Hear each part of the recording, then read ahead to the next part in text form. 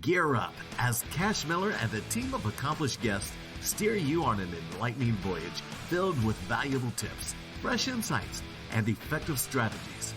Welcome to Marketing Masters, the Agency Power Show.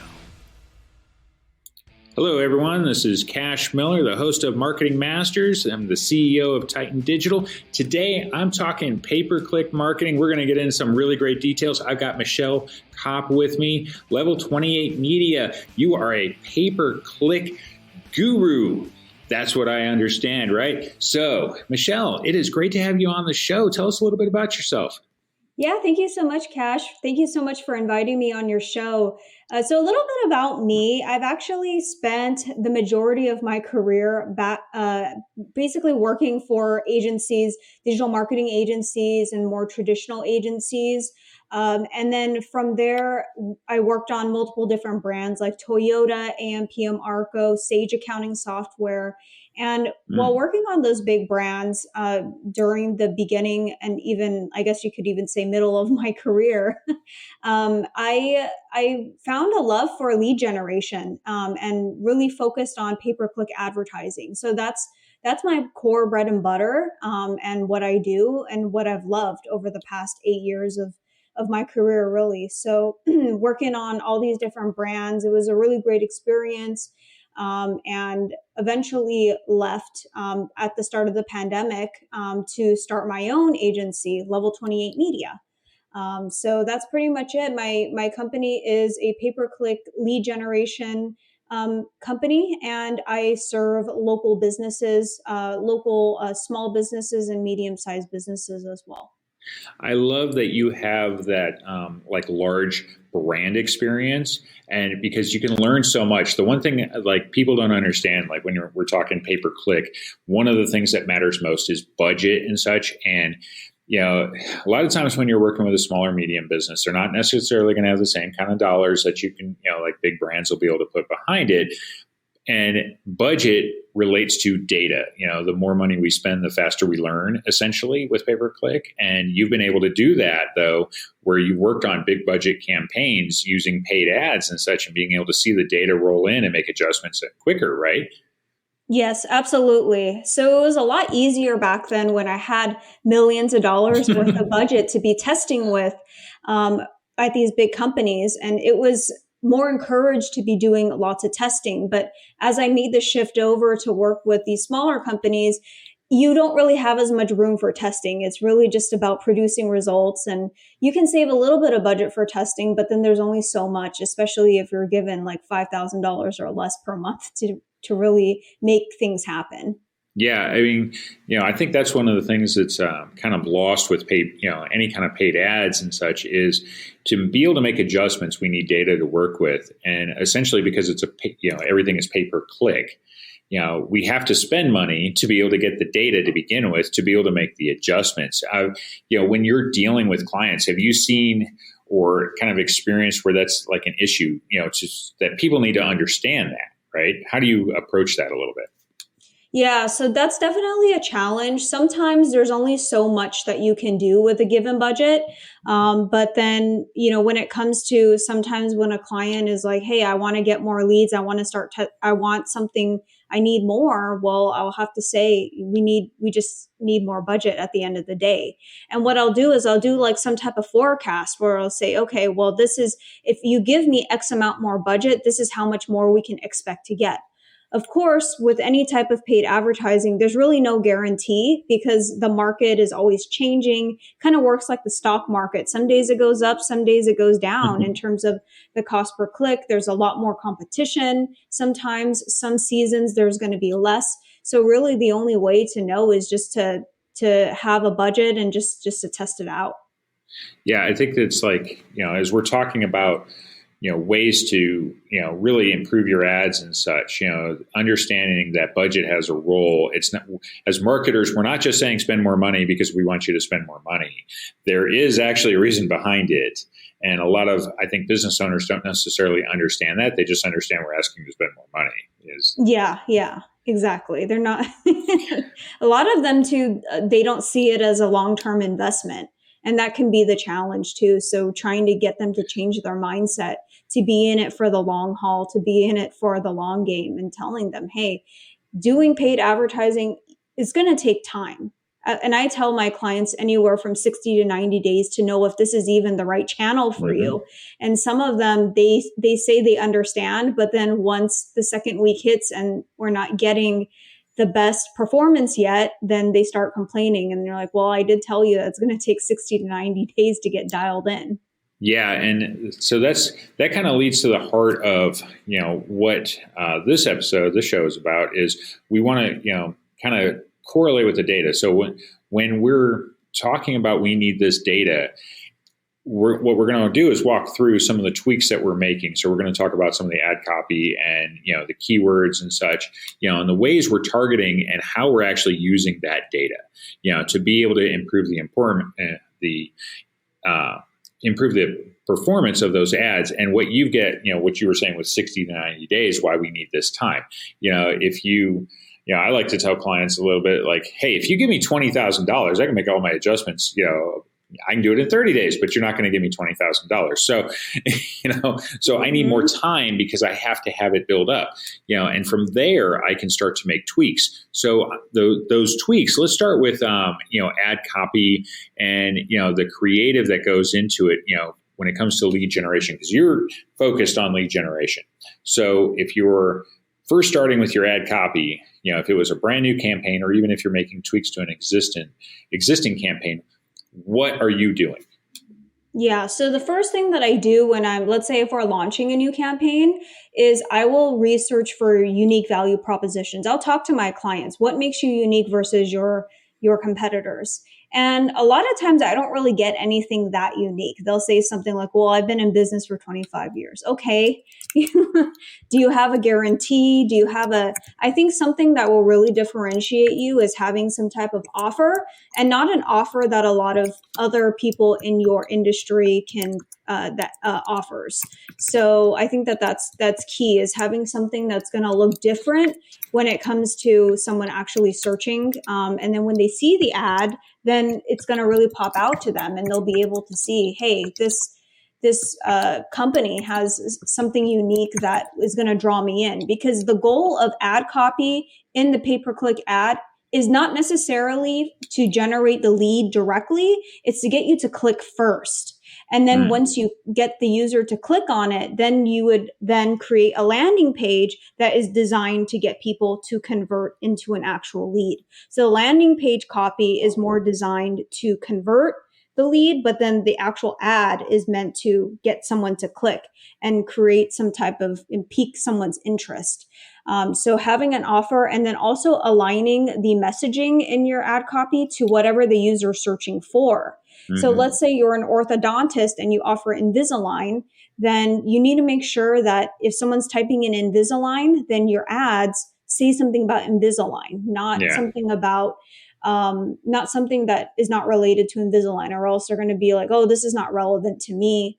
Or, if it says something along the lines of like tooth implants, that's not going to be interesting. And that's because that's not what I was looking for. I was looking for Invisalign. So you need to make sure that the user intent matches up with actually what you're offering, and then have a strong offer that's going to then get people to move over to the landing page. And on the landing page, you need to make sure that you have the offer there, and also speak to whatever the user was searching for as well. So I would say that there's a special formula when it comes to Google Ads. Are you ready for it? Sure. Yeah, the special magic formula is first making sure that you have picked the right keywords, then make sure that you have compelling ad copy, and then the last part is having a compelling, high converting landing page. So if you have all three of those in place, you're going to be set up for success with Google Ads lead generation. It sounds easy, but a lot of companies and advertisers tend to really get tripped up on all of the different steps, but just wanted to share that. Well, you're getting all those steps to work together is the issue. And so, Google's got within the system, the quality score, right? Can you explain kind of how, because you started on that path essentially, because quality score is also going to relate to what you pay on your, cost per click and everything. So, and getting everything aligned, helps you with that score. So kind of go down that rabbit hole just a little bit, of how everything works together, that if you've got all of these things working, how it can actually save you some money, or at Yeah. least your cost. Yeah, Per click. absolutely. So then when it comes to quality score, there's something called relevancy. And I kind of touched on this before. So you need to make sure that your ads are relevant to the keyword that the person is Right. searching for. So if someone's searching for Invisalign, your ad better say Invisalign. And then from the ad needs to also match to what's on the landing page. So therefore that the relevancy has to be there so that the user understands that you have an offer that they actually are looking for. And then something else that's part of quality score is, your bid, right? So you need to make sure that you're being competitive enough so that so that your market is seeing you as, you're willing to even bid to even show up, because Right. you can set up a pay-per-click campaign and set everything as a penny, but you're not going to go anywhere in terms of your bidding. And we'll talk about bid strategies a little bit more. Yeah. But the key here is making sure that you have a competitive bid as well. Yeah, so you're getting all of these things in line. And then, of course, as you see and you start getting the data back, you're seeing which pieces that you might need to tweak. And so what kind of changes? So within the ad copy, what kind of changes do you end up seeing that you need? Because now ad copy, too, is interesting in that, we have a bunch of, headlines and description text and stuff. It's not just write one anymore. I mean, Google's working with a bunch 15. of combos. Yes. Yeah. So what is Google really doing when you give it 15 different headlines? Yeah. So what Google's doing is it's putting it through their system, and it's rotating between the 15 different headlines to come up with the best possible combination of the 15 different headlines that you're providing it. So that's pretty much in a nutshell what it's doing, and it's just finding the best combination of ads. Unfortunately, with responsive search ads, when the headlines with 15 headlines and 4 descriptions, you can't actually see which 3 headlines are performing best and which other 2 descriptions are performing best. You just see overall which ad performs best. Mm-hmm. So I'd say that when you're writing ad copy, there's different themes that you could focus on. So one could be more of an emotional theme, and then another one could be more of promoting an offer type of theme. So in the case of an orthodontist, I'm going back to that because it's the easiest example. In more emotional theme would be something like, are you tired of a crooked smile? Are you tired of, covering your mouth, when you're going out? Yeah. Because that really appeals to my emotion, especially if I'm looking for Invisalign and I want to fix a gap in my teeth or whatever. And then another ad copy variation could be something along the lines of get a $500 off your treatment. And also get a free consultation. So that's something that you might want to play with as you're creating different pieces of ad copy. It's just thinking about different themes and then aligning the different pieces of different ads with those specific themes and testing out which ones work well. Well, that's good. And, there's 15 of them. So Google is trying to figure out which combinations, will perform best with people. So what it's trying to do is give me a bunch of options, and then I'll play with them essentially, and work them in different combos for different people doing searches, right? Absolutely. Yes.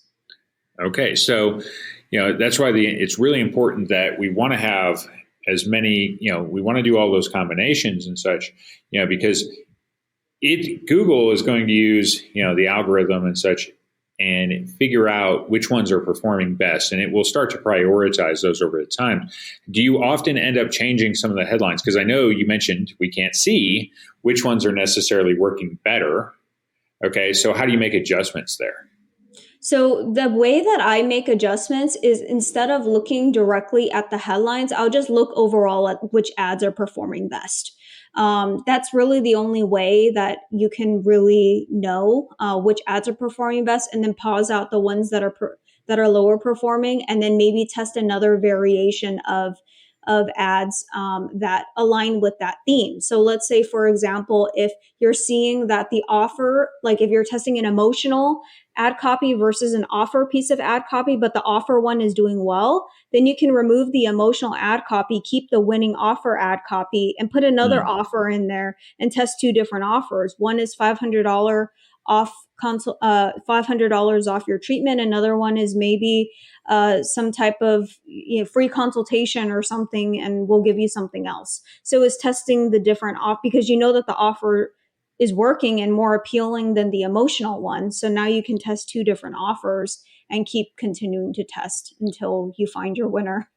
Yeah, that's a good way of going about it because, like, say, as advertisers, we always want to split test, stuff. We want to make sure we're running multiple ads, even though we have like 15 headlines in each ad. So we got to, if we're running two or whatever the number is, you can have all these headlines you have to write, but you have each one having their own intent. So like you mentioned, you have emotional ones, and the other ones might be, the other ad could be all price based, and seeing if it's discounts or whatever, and seeing which one people respond to the best. And then, of course, based on the performance of the ad as a whole, at least, even if we can't see how the headlines are doing, we can eliminate ads, based on what the individual one is doing. Exactly. Cool. So now let's get into keywords and such. With keywords, I mean, we can go keywords all day long. And of course, we've got, different ways to go about even presenting the keyword in a sense, where we, broad match and phrase, and they're making changes to it. So how do you go about putting together, a keyword strategy for a company and such, to get them off the ground? Because you can end up, I've seen, I say if you're doing something where it's too broad, you're showing up for everything. And if you're too restrictive, then you're showing up for nothing. So kind of what's your approach to it? Finding a happy medium between the both, I'd say.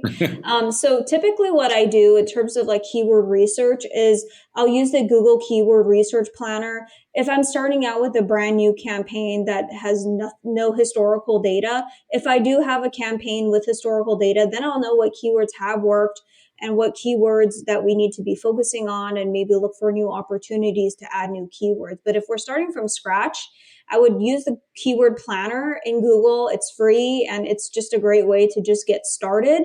What I like to focus on is really like lower intent based keywords. So what I mean by lower intent is pretty much, or I meant higher intent. So higher intent keywords. So purchase related keywords, keywords that show that someone's ready to actually make a decision.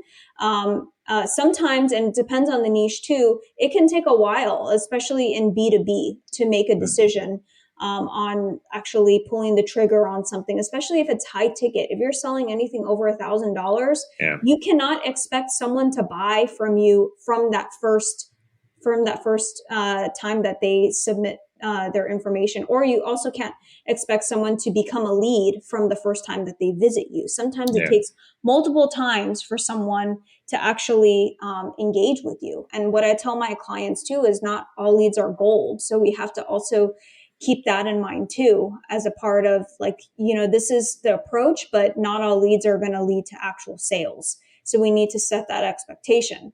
But going back to the keywords, it's really focused on those higher intent related keywords, purchase-based keywords, not necessarily research-based. So research would be like how to, or like what is, this type of thing. Because when you're looking for when you have keywords like that, the intent is they're just doing their high level research. They're not actually looking to actually, get become a lead versus, let's say, what's the cost of a locksmith, or what's the cost of Invisalign? When someone's looking for cost, then you're getting closer, or free consultation for Invisalign, orthodontist near me. Those types of keywords are showing really high intent that they're actually looking to, looking for the service that you're providing. So I think that's key. And when it comes to match types have changed so much over the years.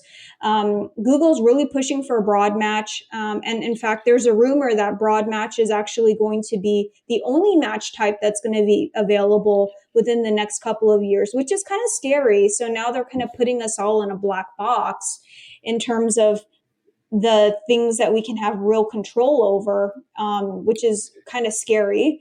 But right now, I'm mostly using phrase and exact match. But I am noticing that phrase match is looking more like broad match. So if you type in, let's say, if you have the keyword locksmith in phrase match, it can match you to competitors in your area, not necessarily keywords that have the word locksmith in it. So that's where things get really tricky, and you have to monitor your search query reports to make sure that you're matching and you're not wasting money on the wrong types of keywords, which is pretty unfortunate. Yeah, I wonder if Google's paid attention, because I'm, in the same, I guess, I follow the same thought process you do, where I prefer phrase match keywords over broad match. I don't like using exact match unless it's something really that gets a ton of traffic. Like broad would be extreme amounts, so you're going to be able to hone it in on exact.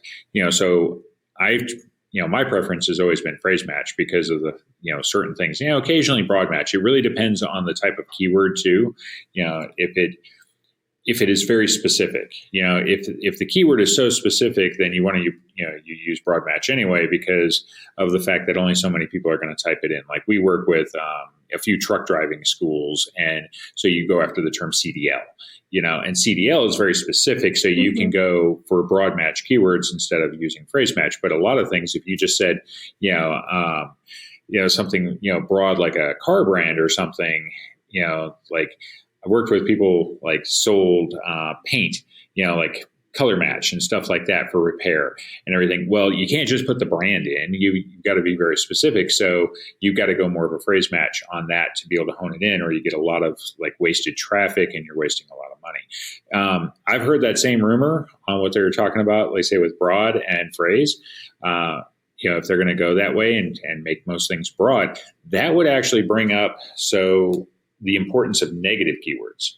Yeah, because they would actually, and they're already used a lot, but they would become even more important and those lists are going to get a lot longer. What do you think, the role of negative keywords, how do you utilize them? Yeah, you have to have negative keywords.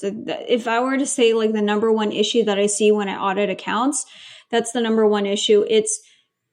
They're either not using negative keywords or they don't know how to implement them correctly. So they're still getting these junk queries coming through.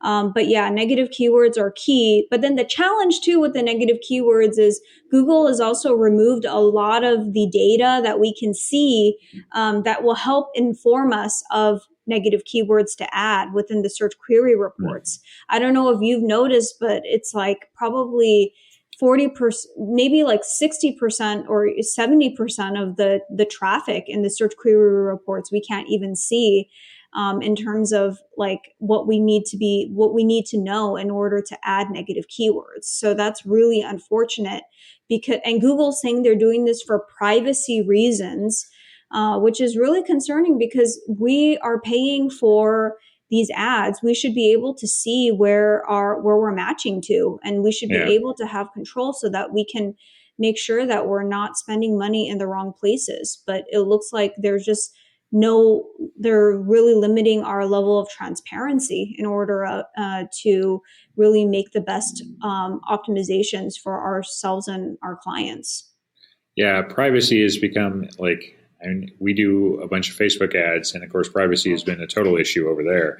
Yeah, and it just keeps, as marketers, we want all the data we can get, and we're not looking at people individually anyway. We're just, we're matching up to, whether it's habits, types of people and stuff like that. But we don't know the people ourselves.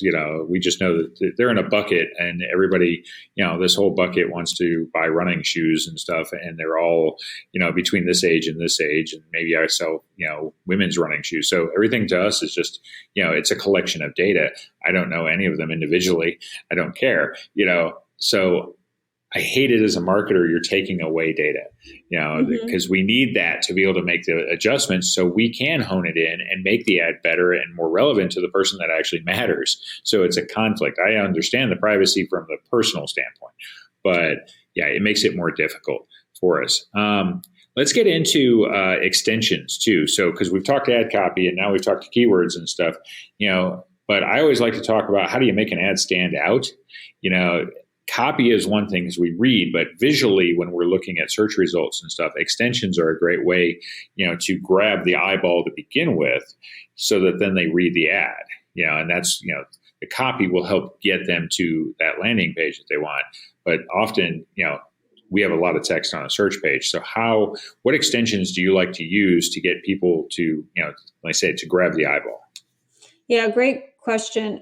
So in regards to extensions, I think they recently changed the name of them to like ad assets now, but essentially it's pretty much the same thing. Yeah. Google's always changing the names of everything. But what I tell clients is I just try to maximize all the extensions I possibly can. My favorite ones and the most effective ones that I've seen are site link extensions. So those are little links that you can add to your actual ad to make your ads look bigger. Actually, just in general, ad extensions and ad assets allow you to take up more real estate on the search engine results page. They don't always show, you don't have the ability actually to control when they show and which ones show, unfortunately. Yeah. So that's why I say just maximize it as much as you can. And then if you're lucky, then Google will show more.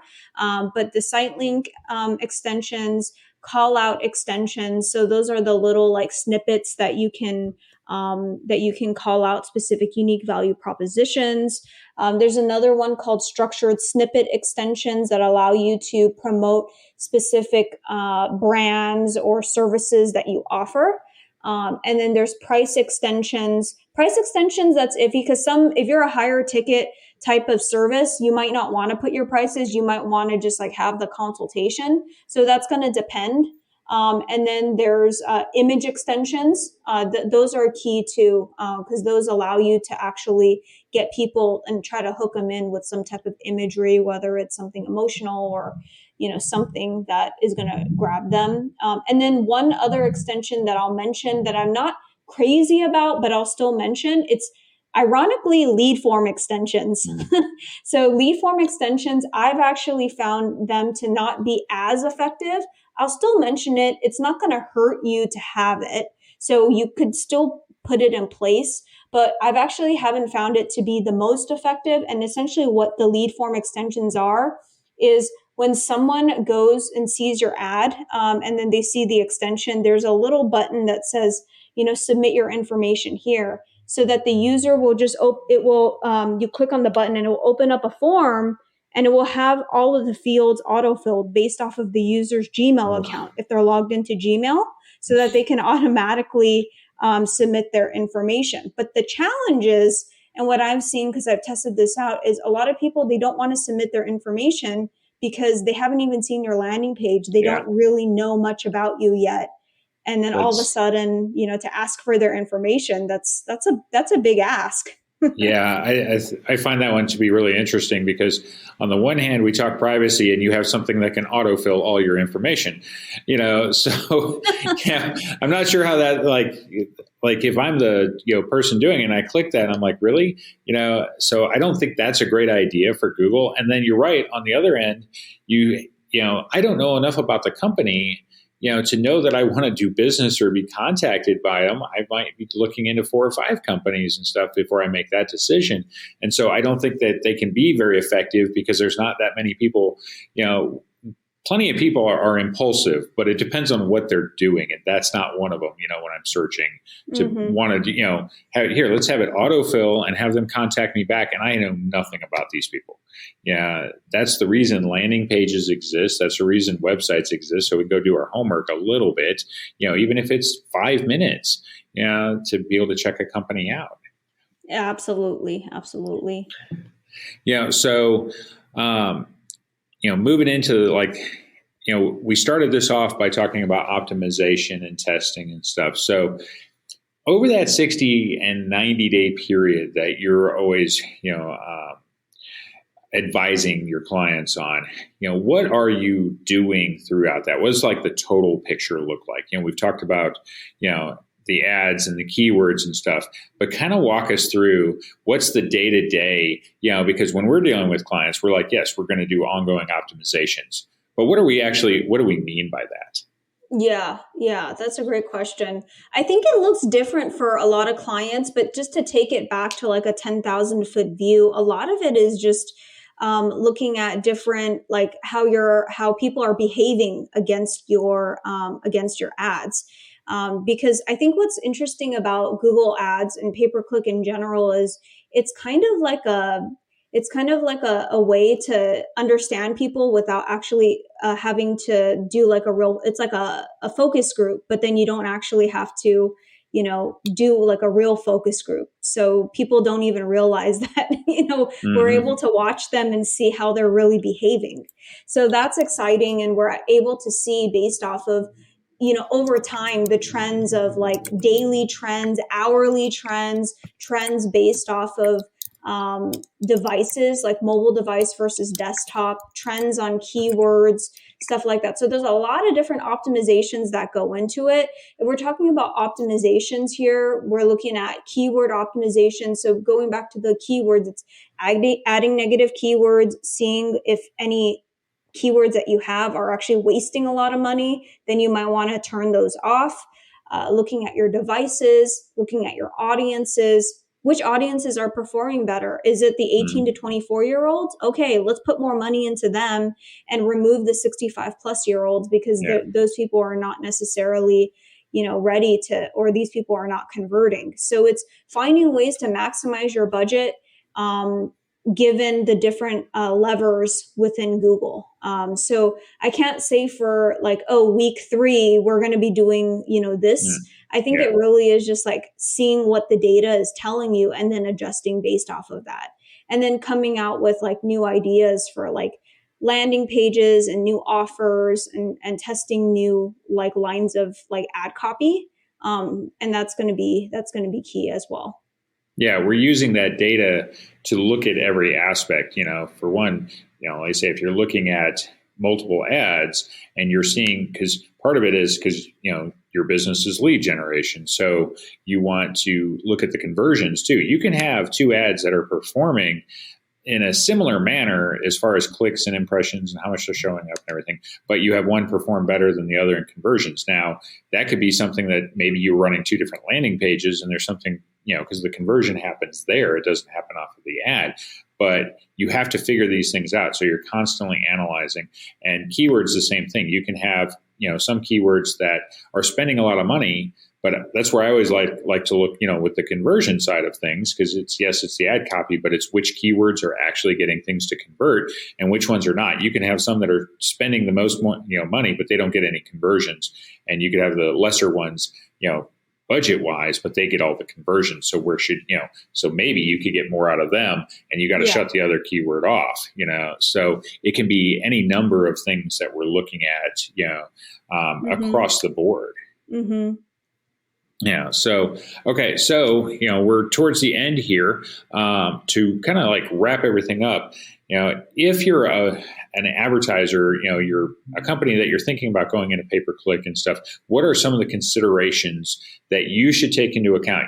Things to think about before you go into it, and to make sure that you can have a successful campaign, or at the very least, because we always want to set proper expectations for companies. So what would you advise that those expectations be? Great question. So number one thing is budget. If you don't have sufficient budget, don't even waste your time. And it's going to vary per industry. Personal injury attorneys in Los Angeles are spending up to $1,000 a click. So if you're not, if you're not willing to drop probably at least 10 to 15K a day, then you're probably not going to be able to make it. So budget is critical. So talking to a pay-per-click expert will be able to allow you to see what a good, recommendation would be. Because if you're planning to start small and then just grow it into a $10,000 budget, I rarely ever see it happen. If you're completely underfunded, you're just wasting your time. It's like driving a car on empty, and then you're just completely stranded in the middle of nowhere, and then you're pointing the finger at the advertiser. So please talk to a expert on, figuring out what the sufficient budget should be. And the sufficient budget would be based off of the average cost per click in your area, how many clicks you want to get per day, how many days you want to be on, and so forth. And then something else that I'm going to mention that probably not a lot of pay-per-click marketers will be willing to mention, but I'm going to say this anyway in terms of proper expectation setting, is that in terms of to be set up for success, you need to have your operations in place. So this is outside of, the ads, because you can pay the most prestige pay-per-click marketer in the world to get you the best possible results, but things are going to fall flat if your front desk person or your salesperson doesn't know how to sell, if you don't have a good CRM system, and you're not tracking things are going to fall apart really fast. And then you're going to end up being disgruntled, and you're not going to want to do advertising anymore because you don't have the right processes in place. And the challenge with that is a lot of times once we start running ads and we discover that, hey, a client's operations is not really like that as dialed in as they thought they were, then they just say, hey, we got to pause because we're not seeing a return on investment. And it's because a lot of times they don't want to admit that it's because their front desk person isn't doing the best job at answering the phone or closing, but it's definitely the number one pain point from any pay-per-click marketer standpoint. It's, the operations in the business isn't really doing the best job, and things just fall apart, once you get them the lead. Yeah, I mean, that's the thing is a lot of people, pay-per-click is an expensive investment. It can pay off really well, but a lot of people are not necessarily prepared for that. And I've had other conversations where it's marketing and sales alignment. You as the pay-per-click, specialist could do, outstanding job. You're driving leads, but then they're not prepared on the other end. And then what they do is they blame the marketing side as not doing its job when it was really they didn't know how to actually handle what you were bringing them. And a lot of people say they don't understand that. So, as a company, you want to prepare yourself for that, especially depending on, what you're going to spend. And yes, your budget matters. And most people, you're right. I'd never seen, that they once in a while, you'll see a company that actually understands and does scale it, right? But a lot of people, they leave it at the same thing forever, even if you talk to them about spending more because it's been successful and such, but they don't. And that could be a matter of organization. They're not really trying to grow. They're trying to stay steady in what they're getting. And we're not, everybody's got their, different motivations and such. But, and one of the things too, a final tip I would offer when it comes to pay-per-click, and I always like to offer this up when it comes, in a comparison to SEO. When you're doing SEO, that is about owning your local market, wherever you're actually in. Okay. I am in a spot that's south of Nashville, and LA would be the very same way. Pay-per-click has a lot of reach. LA is not just LA. It's made up of a bunch of different, cities essentially, that we think of it as LA, but you have different parts of it, right? So when you're doing SEO, you can SEO for a specific area. Pay-per-click is about being able to reach all of those areas wherever you want to travel. So if you're a service company or something, pay-per-click is about having more of a reach if you're willing to go there.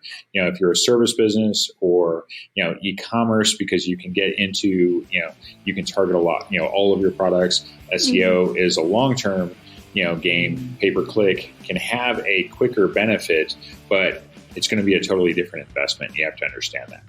Exactly. So, Michelle, it's been great. How would everybody get a hold of you? Yeah, so you can actually reach out to me on my website, level28media.com. You can also find my LinkedIn. If you just go to LinkedIn and you type in my Michelle, and then my last name is spelled KOP. And then lastly, you can also just go and send me an email at Michelle, MICHELLE, at level28media.com. Okay, well, this has been a great conversation. Pay-per-click is one of those things that a lot of companies can really take advantage of. It's been a pleasure, having you on. You definitely know your subject. Thank you so much.